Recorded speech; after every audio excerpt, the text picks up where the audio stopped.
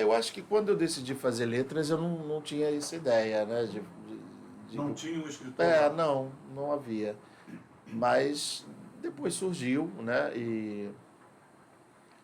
É, no início não foi pensando, né? Nessa associação direta entre o curso de letras e o ofício de escrever. Mas assim, voltando, né? Pensando, refletindo, acho que foi já uma ajuda, uma base, né? Eu tomei contato com autores na época, autores brasileiros, portugueses, latino-americanos, né? Acho que a gente acaba lendo muito pouco no curso de letras, né? Eu acho que deveríamos ler muito mais, né?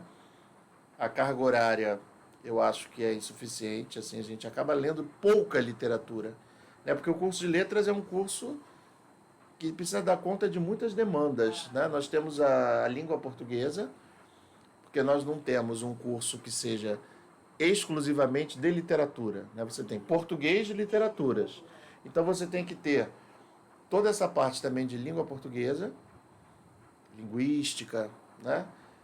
E junto com isso você tem que ter as matérias ligadas à área de literatura. Então você é um curso de 4 anos normalmente, né? No meu caso foi 8 períodos, duração de 4 anos. E, e você, né, nesse período aí de 4 anos, você tem muita coisa para ver, né? Então você acaba assim lendo relativamente pouco. Mas é aquela história. Nenhuma faculdade é completa, né? O aluno vai completar sua formação, isso é inevitável. A faculdade dá o básico, né? Em qualquer área, eu acho.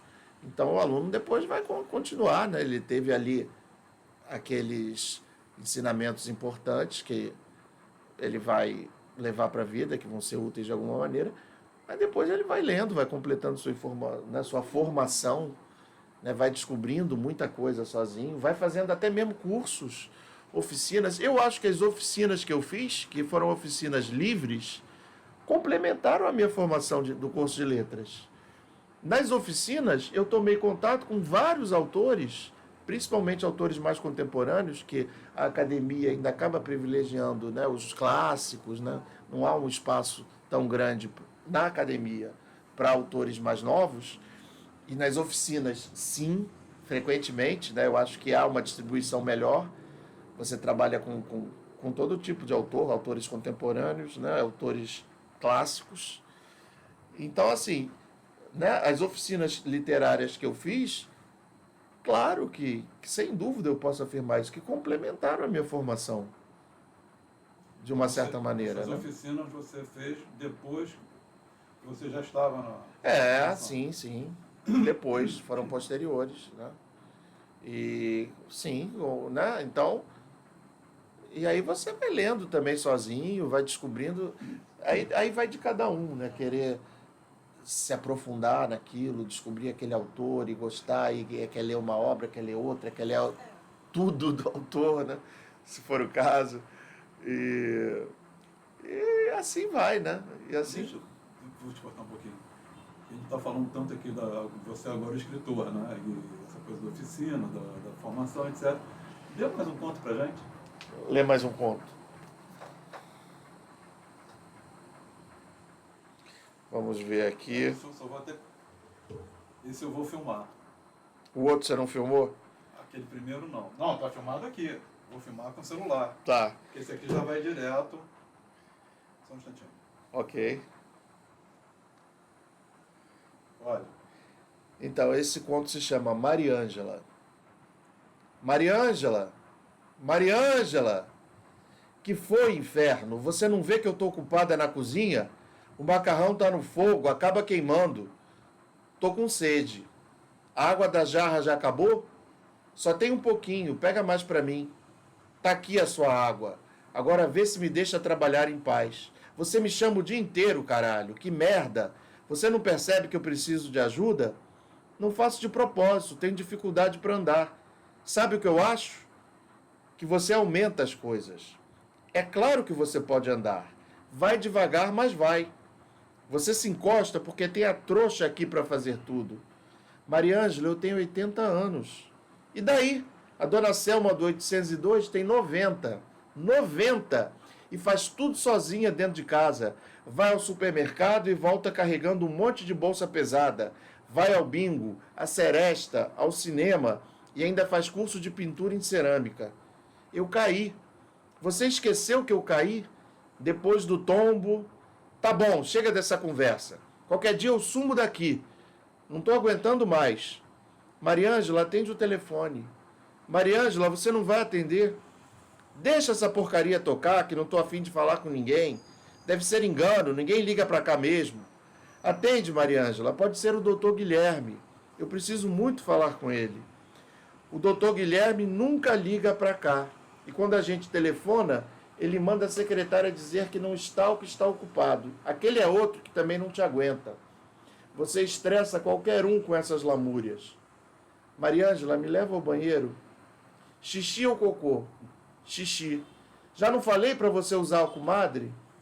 Eu tô na cozinha, era só o que me faltava. Ou então vai sozinha, eu sei que você consegue. Olha só, o macarrão queimou. Velha insuportável. Mariângela, atende a campainha.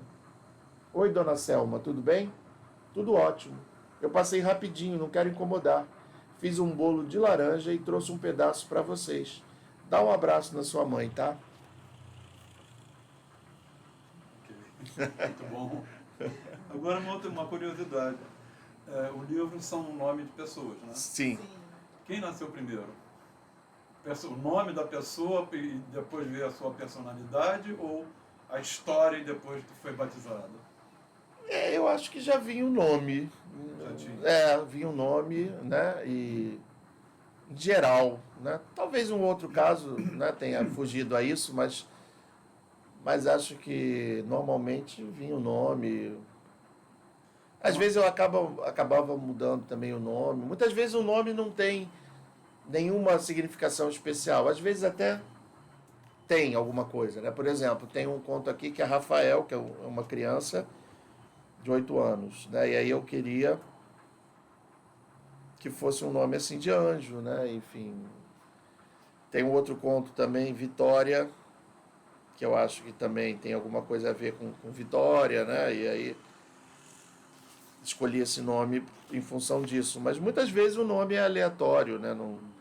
Não há nenhum motivo especial, né? De por que se chama assim ou assado. Acho que, em geral, surgia logo o nome, mas talvez um ou outro tenha fugido, né? Mas eu acho que a regra foi o nome mesmo. E escreveu os contos desse livro aí com o mesmo tamanho, todos eles? Tem algum significado específico? Foi só seguindo lá a proposta do concurso, né? E aí eles pediam esse tamanho. Eu achei que era um tamanho bom, né? Porque assim, em 20 linhas dá para você fazer uma história, né? Como esse da Mariângela, por exemplo. É aquilo que eu falei, uma cena, né? Essa cena aí dessa convivência meio tumultuada da mãe com a filha, e a gente pode viajar um pouco. Por que será que elas chegaram a esse ponto? Né? Por que será que a filha está tão estressada agora com essa mãe? Por que as duas estão... Né? Aquela questão das lacunas, né? Que sempre existem. Por que, né? E aí... Essa relação, né? Mãe e filha. Que chegou a esse grau de desgaste, né? Sim. A mãe idosa, a filha. Será que a filha é solteirona, nunca se casou? Será que ela ficou viúva, se separou, voltou a morar com a mãe? Né? Será que a filha também é mãe, ou também foi mãe? Ou a filha é doente mesmo, não tem paciência com a mãe, não tem nenhuma razão específica, é só uma estressada nata. Engraçado é que o desfecho ele causa um impacto, né, na história. Porque até então você está ouvindo duas pessoas juntas ali e uma está com paciência. Ela podia ser uma enfermeira, uma cuidadora. Sim. Podia ser uma amiga. Uhum. Sei lá. Mas podia ser uma irmã. Mas tudo não, isso. Ela é a filha. É a filha. Então dá uma dimensão outra, né?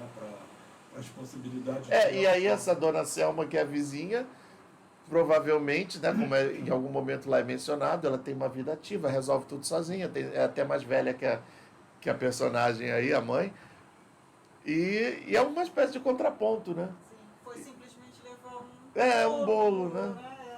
Uma coisa assim, tão singela. A dona Selma ainda faz coisas singelas, como levar um bolo para uma vizinha, e as outras estão lá no inferno. Na casa delas é um inferno completo, essa convivência. E, enfim, né? Quer dizer, há essa possibilidade também atualmente no mundo. A dona Selma e a Maria Ângela e a mãe, né? Ainda tem a dona Selma. Não está tudo perdido, né? Não, Nem ainda tudo bem está que tem a perdido. dona Selma, mas ainda bem que tem o César que percebeu e escreveu. Não, porque às vezes a gente vive num momento nosso de um estresse tamanho que pode bater 40 mil gentileza na porta, que a gente vai falar com o porteiro, pô, por que você permitiu que subisse aqui? Não, você não permite receber, que a gentileza entre, Sim, porque a gente prefere ficar no estresse. verdade. Então, briga de casal, então, é uma coisa extremamente comum. Né? Quando tá lá comendo, A briga, intolerância, né, tá em todos os lados, né? Não é só no estranho da rua, Não. né? Que hoje em dia uma briga boba de trânsito é um motivo para um assassinato, né? Sim. Cada vez mais, né? Cada vez mais. Mas assim, na própria família, entre os casais, entre pai e mãe, entre irmãos, né? Infelizmente a gente está chegando a esse ponto, né? Não, e aí, de repente, num momento desse, se chega a gentileza, você não recebe. Você não está preparado. Não está preparado, você vai mandar a gentileza aí. Pega o bolo, o seu bolo. Enfia naquele lugar. Qualquer coisa. Então a gente está realmente vivendo momentos, aí eu volto a dizer, que o meu pessimismo vai se agravando, né? O meu pessimismo vai se purificando quando a gente vê esse tipo de coisa, que são essas impossibilidades da gente estar atento para a gentileza. A gente está sempre... Eu já passei vários momentos em que alguém veio a mim e eu acabei... Opa! E teve momentos outros em que eu fui o cara que cheguei num momento onde a crise estava grave, né? E pude ter essa oportunidade de interferir e separar aquela crise, né? De amenizar a crise. Então aí que eu acho, quer dizer, é importantíssimo quando tem, né, a senhorinha que leva o bolo, mas tem uma pessoa que escreveu a história da senhorinha que leva o bolo. Você podia ter dado outro desfecho. Né? Podia ter desfecho mais dramático. Né? Como acontece, né? Em alguns outros contos você tem isso.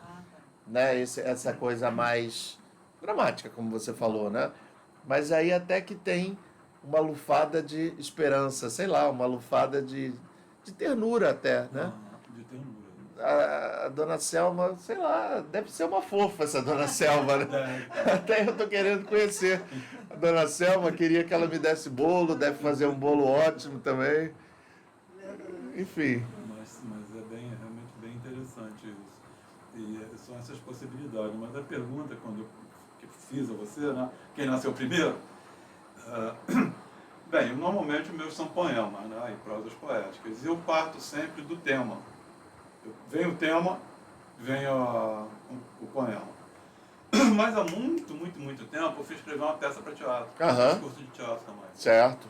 E é uma coisa que sempre me bateu muito, essa coisa, né? Porque é criar personagem. Então esse personagem ele tem que ter nome, tem que ter a sua subjetividade, tem que ter um monte de características, de tudo que compõe ele.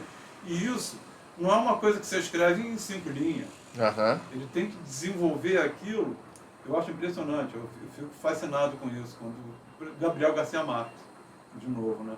Você vê que os personagens dele, eles são início, meio e fim, sem perder aquela linha. Né? Eu talvez me perdesse. Eu não tenho essa concentração de pegar, então por isso que me chama. E você vai por outro estilo. Né? Sim, vou por outro estilo. Não é isso que vai impedir você de ser um autor? Não. Né? Não. Mas me chama a atenção isso, por isso que eu queria saber, né? Se de repente você surgiu um nome, aí do nome você vai vir a história com a personalidade da pessoa, quer dizer, por que essa que deu o nome a esse conto briga tanto com a mãe? E eu também não sei, na verdade, né? Tá. Então surgiu.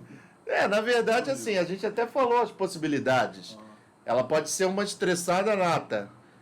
A mãe, de repente, pode não ser essa beleza toda. Pode ter sido uma péssima mãe, né? Uma mãe negligente, não deu amor à filha. Pode ser uma chata também, que a filha, sei lá, está num momento ruim. E aí cada um vai criar, né? Eu tô rindo aqui porque você tá falando, eu tô lembrando de um filme, não sei se você viu, O que Aconteceu a Baby Jane. Ah, sim. Aquela história que ela é dramática, É. ela é verdadeiramente dramática. Inclusive eu vi a peça, eles fizeram uma peça, Não, a peça não acho que foi deve ter 1 ou 2 anos, era com Eva Vilma e Nissete Bruno. Deve ter sido boa, hein? Faziam personagens da Bette Davis e a... Bette Davis. quem era a outra no cinema? Era John Crawford. Joan Crawford. Então, a Eva Vilma fazia a Bette Davis, o papel da Bette Eva Davis. E foi boa a peça também. Não, deve ser muito Esse bom. filme é muito bom, na verdade. O filme é muito bom. Né? Agora, ele é extremamente dramático. Dramático, né? Extremamente dramático. Então, num determinado ponto, você falando, não lendo, não, mas me bateu essa história lá da dramaticidade da vida das irmãs. E Eu acho que tem alguma coisa, né? tem. Assim, um parentesco, não querendo comparar, mas tem até um pouco esse clima, né, A digamos. dramaticidade da coisa tem. Não na mesma linha, mas tem claro. a dramaticidade. É completamente diferente, porque a Bette Davis lá era extremamente cruel. Crudelíssima. Exatamente. A Bette Davis desempenhava esses papéis maravilhosos. Exato, Mas é isso. Era a própria Megera, A né? própria Megera. E aquele outro também. Qual era o grande papel dela, que agora me sumiu o nome? Ela fazia uma super vilã. Era. Esqueci o nome do filme. Também estou igual a você, esquecendo tudo. A Malvada. A Malvada. É um outro grande. Né? É fantástica. Mas, então, quer dizer, pra mim fica assim, né? Esses filmes antigos têm um charme, né? Tem. É uma coisa que Tem. você vê, né, assim, às vezes, claro, cineastas atuais também, mas é uma coisa, sei lá, que charmoso, eu acho que é o termo, né? Aquele, A produção é outra. a história, o clima, né? Eu vi uma entrevista já tem um tempo com o Valmor Chagas, foi com esse, como é que é o nome dele? Quem faz o programa de entrevista até hoje? A gente está esquecendo os nomes. O Serginho Grossman? Não. Roberto Dávila. Roberto Dávila. E num determinado momento, o Valmor Chagas ele diz o seguinte, com relação à questão do teatro brasileiro, né? E ele fala que o que está faltando no teatro brasileiro é exatamente a dramaticidade do teatro. Não no sentido de ser dramático, como a Bette Davis lá. Porque inclusive na origem, né, os textos do teatro são do gênero dramático. Se a gente pegar aquela classificação do Aristóteles, né, Sim. na poética, né, 2.300 anos, já está lá gênero lírico, épico e dramático. Então, o dramático são os textos que foram feitos para serem encenados, né, vividos por atores no palco. Agora, mesmo até as comédias, que eu entendi que o Valmor Chagas tenha dito mais nesse sentido, mas que drama quer dizer ação em grego, né? Então, exatamente. Então, mesmo nas comédias, como são as comédias do Charlie Chaplin, elas têm uma construção dramática. Né? Porque uma boa comédia, ela te faz rir e ao mesmo tempo te faz chorar, te deixa contrito. Existe até comédia dramática, né? Existe essa expressão, né? Então, Woody Allen, algumas pessoas falam que o Woody Allen faz comédias dramáticas, então... Tem umas comédias dele que não, que são comédia mesmo, como por exemplo, como é que é? República das Bananas? Eu acho que é... Acho que é Bananas, sei lá. Um dos primeiros, isso, né? lá no início. Agora é o seguinte, aqui era uma coisa até mais de gags, né? Uma coisa mais de movimento. Claro, o artista vai mudando ao longo do tempo. Mas agora aquela comédia, que é uma comédia para rir, mas ela tem um conteúdo... Acho que é Bananas só Bananas, o nome. Bananas, só isso. Ah. Mas ele tem um conteúdo extremamente dramático. Porque é exatamente a situação que era para a América do Sul. Enfim, e porque o personagem está numa situação difícil, né? Assim, quando você é, por exemplo, um gauche, né? Alguém que está meio à margem, isso é dramático. É né? dramático. E às vezes a comédia vem daí, né? Não, o Rato que Ruge, do Peter Sellers. O Peter Sellers, aquele outro também, o Mel Brooks também. Mel Brooks, muito né? bom. A comédia às vezes faz a gente refletir muito, né? Sim, Então, aí é nesse Uma sentido boa que comédia, eu entendo né? que ele diz que o teatro brasileiro está faltando dramaticidade no sentido de estar faltando conteúdo, força. Ele ainda vai dizer o seguinte, eu concordo com ele, e eu não tenho problema em fazer essa crítica, não. Segundo o próprio Valmor, ele diz lá que é o seguinte, os textos hoje são textos agradáveis, assimiláveis, e normalmente são para ser desempenhados com os atores globais. Porque só o nome já leva público. Então não pode ser... O teatro, como tudo que é arte, tem essa dificuldade, né? A gente com a literatura, às vezes a gente produz um evento, não temos também tanto público, enfim. Mas a gente não desiste, batalha. Está aqui há quanto tempo? Está aqui, ó. Estamos aqui 1h40 quase 50 minutos. Exatamente. Então o teatro também tem isso, né? O próprio cinema, brasileiro, que não é mais assim, que não é o grande cinemão, né? Mas que é um cinema independente até, também sofre com isso. Às vezes o filme entra em cartaz, fica uma semana, já sai. As pessoas até falam, olha, vão na primeira semana, porque isso garante que o filme permaneça mais uma semana, né? E ainda existe um pouco essa ideia, né, do brasileiro, de não valorizar o que é brasileiro na arte. Então você, às vezes, acha, né, tem preconceito, é filme brasileiro, então... E muitas vezes as resiste. Pessoas também vão já naquilo que já é familiar, né? Então vai ver o artista tal, porque já conhece. Não já se abre para o novo, né? Exatamente. Que é importante também. Agora eu gosto da produção brasileira de cinema. Eu gosto também, muito. Muita coisa boa. Sim, muita coisa boa. E tem uma característica que é bem Brasil. Eu gosto muito dos documentários brasileiros. Eu sou... Tem alguns anos, talvez uns 5 ou 6 anos, nós temos muitos documentários sendo feitos, né? E que são exibidos no cinema, produções modestas, assim, pequenas, mas nós temos muitos bons documentários. E todo ano nós temos o festival É Tudo Verdade, né? Que é um festival de documentários, já tenho, acho que, mais de 20 anos. Esse ano eu tive oportunidade de ver vários filmes, acho que foi em abril, no Rio, passa no Rio e em São Paulo, sim, o É Tudo Verdade. E eu particularmente sou muito fã de documentários, muito. Eu acho que eu gosto também. Que a gente aprende muito, muito e sobre tudo, né? A gente pode fazer um documentário sobre tudo. Né? A gente às vezes não tem ideia, né? Como é que alguém pensou em fazer um documentário sobre esse assunto? E aí você vê e aprende. Eu gosto muito, muito, muito de documentário. Eu gosto. E o brasileiro, ele tem uma linguagem muito própria, né? Tanto no filme mesmo, da ficção e tal, como no documentário, né? Uma coisa muito... O Brasil, aliás, o Brasil nisso aí, a gente diferencia de tudo mesmo. Porque nós estamos na América do Sul, é o único país que fala a língua portuguesa. Sim, Então isso já cria uma certa diferença com os demais países, né, que têm a mesma língua. O movimento latino veio muito em razão disso, dessa aproximação. Mas, bem, aí uma outra coisa... E o brasileiro não... Por exemplo, pensa em fazer turismo. Ele vai para a Europa, vai para os Estados Unidos, ele não vai para... Talvez para a Argentina um pouquinho, mas no máximo, né? O Montevidéu ali, ou sei lá, alguma cidade. Né? Mas não vai assim para... Eu mesmo nunca fui para nenhum país da América do Sul.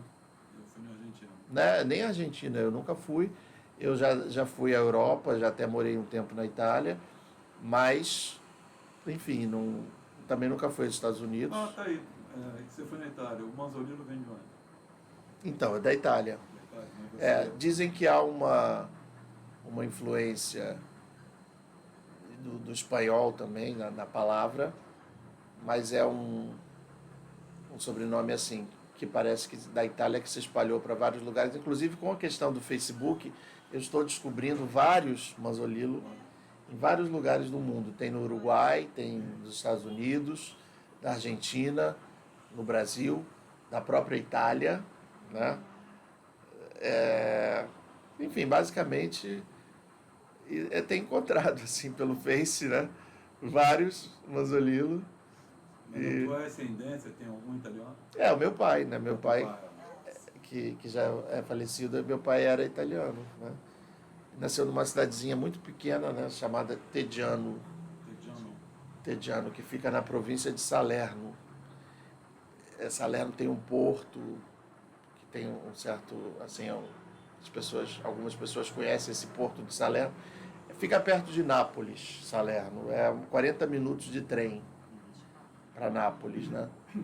E na Itália se anda muito de trem, né? O país é bem menor do que aqui e os trens funcionam, né? Então você percorre. O italiano é comum que ele percorra muito assim o país. Por exemplo, às vezes ele quer estudar.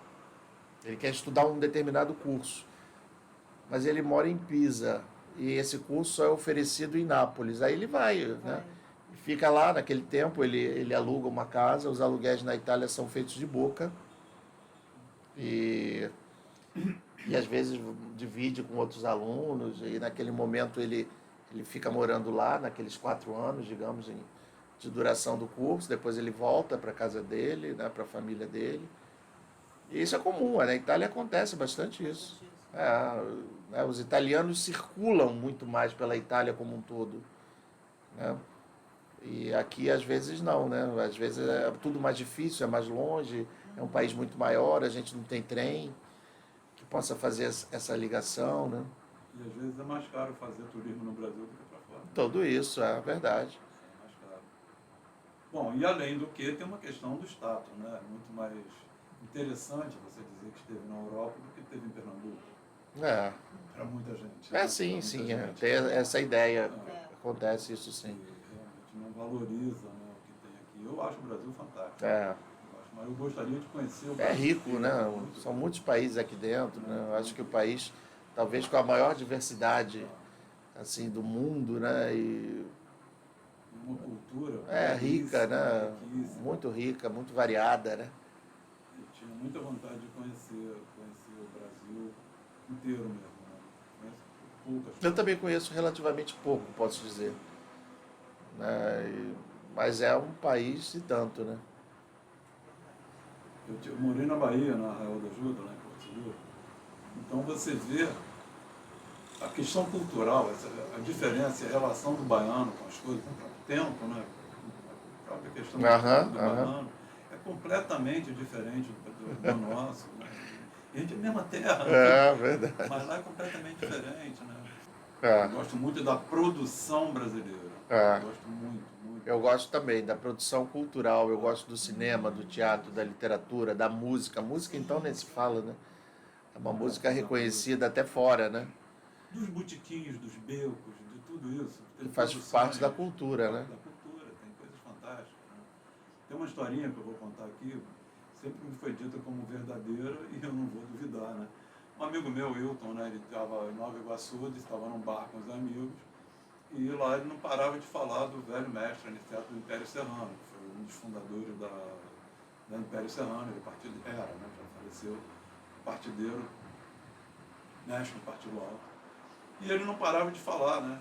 Aí os rapazes lá do bar ficaram, não para de falar do cara, cadê? Então traz ele aí. 1h30 da manhã, lá foi Hilton para casa do Aniceto, do Império Serrano. Bateu na porta do cara, um pouco da manhã, já estava com 60 anos, 62 anos. Aí contou a história, o Aniceto levantou e foi pro bar com ele. Aí disse que, já sabendo da história, quando ele chegou, o papo era a partir do alto, o Aniceto já entra, aonde? Cantando, eu não sei cantar, não sei cantar. Mas ele diz o seguinte: onde está a mocidade, chega um coroa depois. Apesar dos meus 60, também sou bandeira 2. E aí, que isso virou a cabeça do partido, eles começam a versar. E aí, da garotada, ninguém foi, né? Então, isso para mim é história de botequim, entendeu? Isso é história de botequim. Isso não foi filmado, não foi gravado, não virou CD, disco, não virou nem fita cassete. É uma história que passa contada por um amigo. O Aniceto do Império eu tive a honra de conhecer, né? Até chegar a produzir algum show com ele. Mas então o Brasil tem disso, tem diversidade, tem cultura, né? Tem um poder. O nosso folclore de uma beleza, né? De uma riqueza. E essa coisa que ainda tá. Essa coisa do brasileiro ser safo nas coisas, né? O brasileiro é safo nas coisas. Criativo, né? Criativo, não é só do jeitinho, não. É de ser safo mesmo. Né? É verdade. Se adaptar, né? Lá na dificuldade e resolve. Ele dá o jeito, resolve. Mas é isso, então, mais alguma coisa para... Então, bom, vamos repetir, né? Vamos repetir para ficar bem marcado. Então. Em julho vai acontecer uma oficina na Biblioteca Parque de Niterói. Serão 4 encontros, às terças-feiras. O primeiro encontro é no dia 2 de julho, 4h30 da tarde. As inscrições estão abertas. Né? Entrem lá na biblioteca, procurem lá na página do Facebook. A inscrição é feita online mesmo, é um curso gratuito. E vamos ter no Rio uma nova turma na Biblioteca Machado de Assis, em Botafogo, em agosto. Aí vamos ter um curso um pouquinho maior, com 8 aulas, né? Na Biblioteca Machado de Assis. Aí lá, nesse caso, o curso não é gratuito, mas é bem acessível, enfim, é um preço bem razoável. E, enfim, quem for do Rio, né, for mais fácil lá frequentar no Rio, tiver interesse, puder, quiser, pode me seguir nas redes sociais, eu sempre publico, né, os eventos literários que eu promovo. Eu também promovo muitos eventos literários, encontros, debates, bate-papo com o escritor, né, que eu acho isso também muito interessante. E é isso, né, eu acho que a gente tem que fazer a nossa parte aí, promovendo a literatura, promovendo a cultura, né, incentivando, levando aí as pessoas, mostrando que às vezes as pessoas não conhecem, né, não podem dizer se gostam ou não, porque não tem contato com aquilo. E é isso, sei que você também tem uma proposta semelhante, né, o próprio canal aqui do Armazém de Quinquilharias e Utopias, que eu acho, aliás, esse nome ótimo. E sei que você também tem uma editora, promove eventos também, e conversa com autores, com gente ligada à cultura. E é isso aí mesmo, né? Vamos seguindo aí nosso caminho, sempre em frente. Obrigado aí pela oportunidade. Paulo, Andréia, foi ótimo aqui, nosso bate-papo. E até uma próxima oportunidade. Bom, já vamos ter uma no dia 31 de julho Isso. No Centro Cultural Pascoal Carlos Maia. Exatamente, Uma quarta-feira, a partir das 19 horas, de 19 às 22. Isso. Onde vai ter uma oficina. Vamos conversar um pouquinho, né? Vamos ler alguns textos juntos, vamos fazer algumas tarefas lá, vai ser legal, eu acho, né? Vamos lá prestigiar. Bem, vai ser. A pessoa só vai ter certeza, inclusive, se comparecer. E Isso senão, aí. Mas vai ser legal, sim. E, bom, César, é o seguinte, está à disposição, se precisar de alguma coisa, precisar vir aqui para, né, fazer alguma outra divulgação, lançamento de livro, algum curso, o que precisar, ou se for o caso, liga com uma certa antecedência. Você viu que a filmadora é pequenininha, ela já cabe na palma da mão, que é para ir para qualquer lugar. Certo. Então, se você não pode vir ao canal do Armazém de Quinquilharias e Utopias, o canal vai até você. E a gente vai. O importante é trabalhar e divulgar a cultura, a literatura, trabalhar pela educação. Isso para Exatamente. mim é fundamental. As coisas estão difíceis, pior ficarão se a gente parar de fazer. E eu até nem consigo. Eu paro um aqui e vai para outro ali. Não para, senão tem como parar. Bem, então, a gente aqui é que agradece, né, a sua estada, a sua participação e o convite para a gente tomar mais um café lá dentro. Ah, vamos então. Tranquilo? Convite aceito. Beleza.